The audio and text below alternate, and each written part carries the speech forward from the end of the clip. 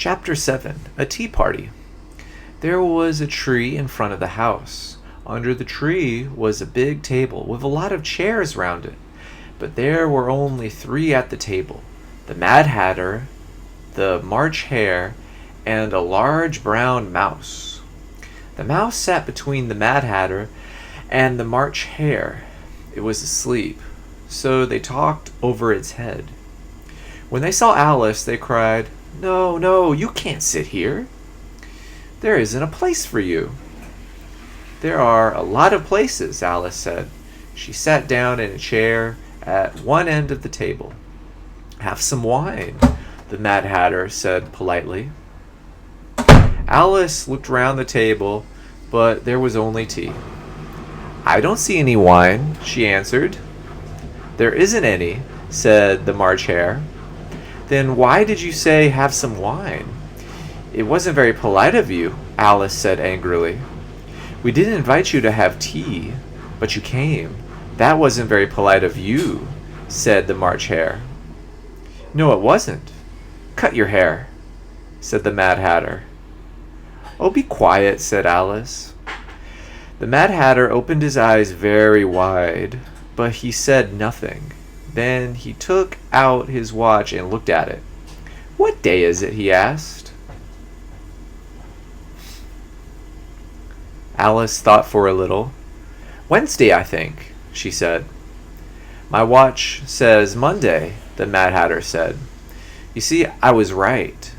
Butter isn't good for a watch." He looked angrily at the March Hare. "But it was the best butter," answered the March Hare. "Yes, but you didn't put it in with the bread knife. Perhaps some bread got in it." The March Hare took the watch from the Mad Hatter and looked at it sadly. Then he put it in his tea. He took it out and looked at it again. "It was the best butter, you know," he repeated. Alice looked at the watch. "It's a strange watch," she said. "It tells you the day, but it doesn't tell you the time." "So? Does your watch tell you the year?" asked the Mad Hatter. "No," Alice answered, "but it's the same year for a very long time. And my watch doesn't tell me the time because it's always tea time."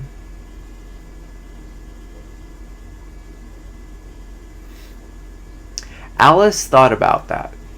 "I don't really understand you," she said politely. She looked round the table. There were a lot of teacups on the table. "We move from place to place," said the Mad Hatter. "Don't you wash the cups?" asked Alice. "No, we don't have time," said the Mad Hatter. "Why not?" asked Alice. "It's a long story," said the Mad Hatter. "Time was my friend, you see, but he and I aren't friends now.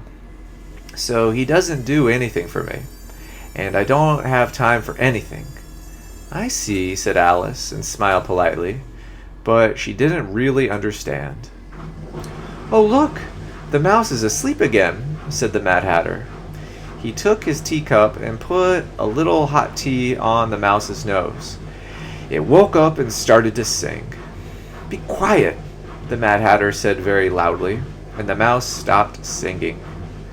"Have some more tea," the March Hare said to Alice. "Thank you, but I haven't got any tea. So how can I have some more?"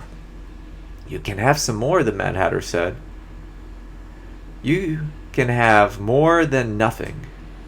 "I don't think—" Alice began. "Then don't speak," the Mad Hatter said. Alice got up angrily and walked away from the table into the woods.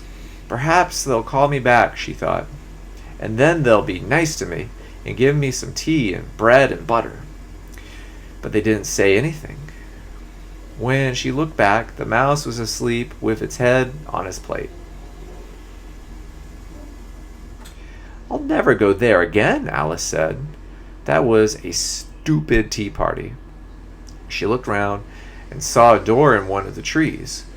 "A door in a tree? That's strange," she thought, and she opened the door and went inside. "Oh God," she cried. She was back in the long room. near the little table. I'm small now. I can't get through the little door into the garden. The key was on the table. She took it and opened the little door. She ate some of the brown mushrooms. She started to get smaller. When she was about 30 centimeters high, she walked through the door into the garden.